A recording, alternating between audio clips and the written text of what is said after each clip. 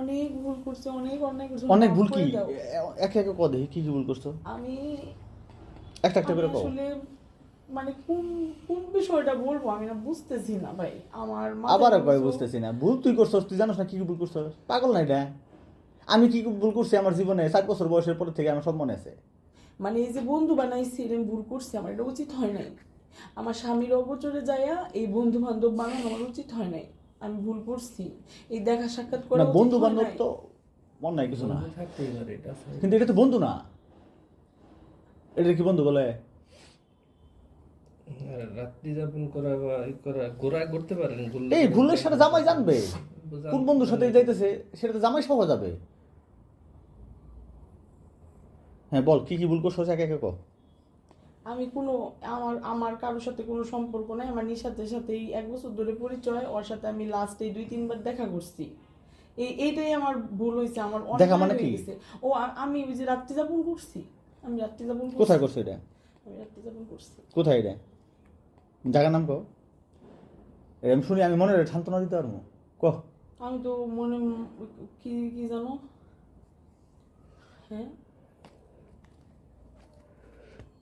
হোটেলের নাম কি যে কালকে যেটা গেলাম ওইটা, কালকে কার সাথে গেছিলি আমি তোমার সাথে গেছিলাম। কি কারণে গেছিলি কি উদ্দেশ্যে যাওয়ার কথা ছিল এখানে তুমি বলছো গেট টুগেদার। গেট টুগেদার হ্যাঁ, আর তুই ওইখানে নিশাতের সাথে কি জন্য গেছিলি ওইখানে তুই রাত্রি যাপন করছো ওটা হলো ঢাকা রেডিসন হোটেল ক তো উচ্চারণ কর হোটেল নাম কি হোটেলের নাম কি আমার সাথে এরকম কেন? হোটেলের নাম কি ঢাকা ঢাকা কি রেজেন্সি নাকি? জোরে ক আমি শুনি নাই জোরে ক আমি ঠসা ক জোরে ক কোন জায়গায় বিবরণ সহ কবি আমি তো ওগুলা মানে মনে নাই। আমি এই শোরের বাচ্চা তুই নামছত না একা একা গাড়ির থেকে মনে নাই মানে কি হোটেলের নাম কি এবং কার সাথে রাত্রি যাপন করছস নাম সহ কবি নিশাতের সাথে রাত্রি যাপন করছি। এছাড়া বাসা কোথায় ছেলে বাসা মামিসি এখান থাকে কোথায় ঢাকা কোথায় থাকে জোরে ক নিকুঞ্জতে থাকে। খিলকেত নিকুঞ্জ। আর তুই রাত্রি যাপন করছস কোন হোটেলে এই ইয়াতে এই রেসিডেন্সিতে। আর টাঙ্গাইল শহরে যে গেছিলি ওখানে কি করছো ওখানে আমি কিছু করি নাই, আমি তো খালি গাড়ি দিয়ে ঘুরছি।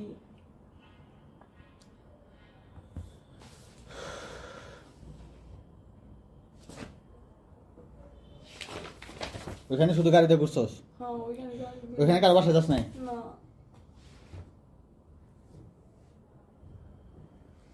আমি ওই করটিয়াতে যেতে চেয়েছিলাম, ওই হাটে বড় ওইখানে। হাটে কেন হাটে মানে ওই দিন বস মানে ওইদিক ঘুরে দেখার জন্য কোনো কিছু কিনা টিনা। তোরা কি আমি হাটে নিয়ে গেছিলাম শাড়ি কিনা দিছি দিছো শাড়ি কেনার জন্য যাই না না কয়টা শাড়ি কিনা দিছি হাটের থেকে 10-12-15টা কিনে দিছি। কয়টা কিনে দিছি ওই হাটের থেকে কয়টা সোহেলে টাঙ্গাইল শাড়িঘর থেকে কয়টা একই দোকানদার কয়টা শাড়ি কিনে দিছি টোটাল 8-10টার মতন হবে। কয়টা কিনে দিছি 50টা মনে হয় তাহলে। আমার খেয়াল করতেছে না, মানে 10টা মনে হয় এরকমই 10টা 22টা শাড়ি কিনে দিছি দুইবারে একই দোকানদার একবার করোটি হাটের থেকে আবার টাঙ্গাইলের শোরুম থেকে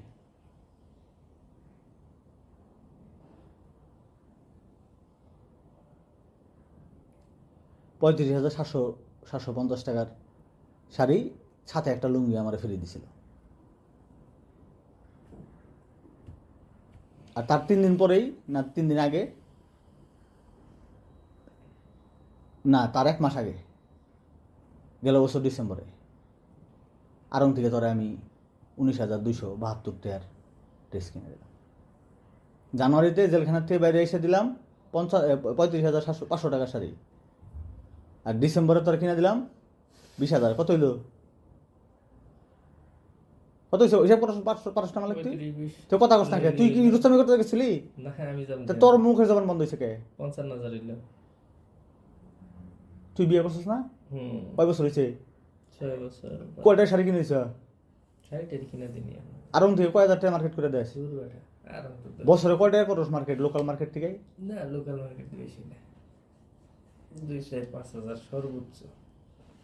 আমার আর ওরে আমি কি পরিমাণ শাড়ি কিনে দেই বছরে, এই কাপড় চোপড়ের পারপাস ওরে আমি কি পরিমাণ দিছি ওর কাছ থেকে জানেন তো? কি পরিমাণ দিছি? কোনো কিছু অভাব রাখছি? না, তুমি অনেক দিছো। কোনো কিছু জোরে কবি, কোনো কিছু অভাব রাখো। জোরে কো, আমি কথা শুনি না। ভাই পানি খাবো একটু, পানি তো এই জায়গা না। বয় এখানে। একটু বসেন। আমি না না না, এখানে বয়। তনু, তনু, তোর গায়ে হাত দিব না আমি, তুই এটা নোংরা মানুষ। বয় এখানে, তোর গায়ে হাত দিব না। একটু আগে দিছি তো, একটু আগে তোর মনে করতাম যে তুই আমার বউ। বয় এখানে।